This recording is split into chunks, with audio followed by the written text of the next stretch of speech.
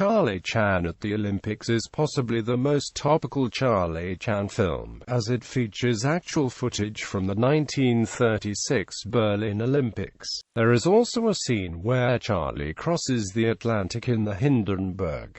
This is the 14th film starring Warner Oland as Chan and produced by Fox. Plot: when Chan's oldest son, Lee, is chosen to compete in the Olympics, Chan is proud as can be. Meanwhile, over the skies of Chan's Honolulu, the Hopkins plane is demonstrating an improvement of remote radio control to the U.S. military. However, the aircraft is hijacked by a concealed stowaway, the device stolen, and the test pilot murdered. When Chan, followed by his astute second son, Charlie Jr., tracks down the stowaway, he finds only the man's body. On the passenger list of the only aircraft to leave Honolulu for the mainland after the incident are Richard Masters and Warner Oland. Masters was the intended test pilot, only he injured his shoulder and had to be replaced. It turns out, however, he left on the Pan Am Clipper to travel to the Olympics himself as a competitor. Perusing the list, Hopkins recognizes the name of arms dealer Arthur Hughes.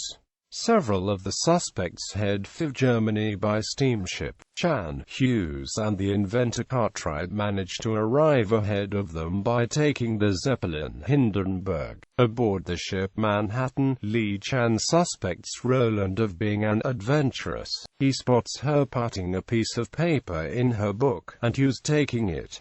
He confides in fellow Olympian Betty Adams, Masters' girlfriend. When the ship docks, German Inspector Strasser, Chan and Hopkins go to question Roland, only to find her gone and her cabin rifled. Chan is reunited with his son Lee when the latter sneaks into the cabin through porthole to play detective. On the train trip to Berlin, Chan learns that Lee saw Roland borrow a camera from Adams. Hughes overhears the pair speculate that the invention was smuggled off the ship in it. Hughes advises Chan to stop investigating, then spots a gun barrel in a passing car and pushes the pair to safety. A shot strikes the compartment window.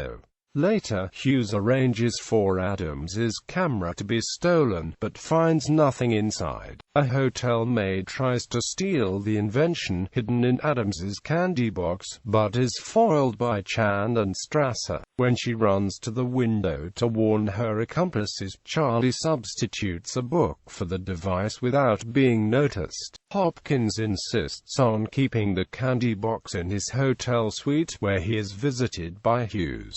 Chan and a policeman break in when they hear gunfire. They find Cartwright on the floor. He claims Hughes accused Hopkins of taking the device to double-cross the stockholders of his company. Then, after Hughes left, Hopkins took the invention at gunpoint and slugged him. Roland takes the candy box to her employer, diplomat the Honorable Charles Zarica. When they discover the substitution, Roland surmises that Chan has the device.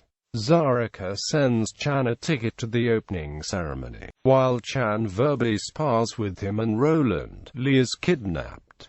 Chan allows himself to be taken to Zarica to exchange the device for his son. Hopkins is brought in to verify it is the invention. He does. Satisfied, Zarica orders his men to dispose of the Chans when Hughes and his men burst in. Hughes threatens to kill Lee if Chan does not produce the real equipment, but the police arrive just in time to rescue the detective. Hopkins is found unconscious from a gunshot in another room. Cartwright accuses Hughes of the shooting, but Chan proves that Cartwright was responsible for that and also the murder of his accomplice back in Honolulu. Afterward, Lee wins the 100-meter swim. Cast: Warner Oland as Charlie Chan, Catherine DeMille as Yvonne Roland, Pauline Moore as Betty Adams, Alan Lane as Richard Masters, Key Luke as Lee Chan, C. Henry Gordon as Arthur Hughes,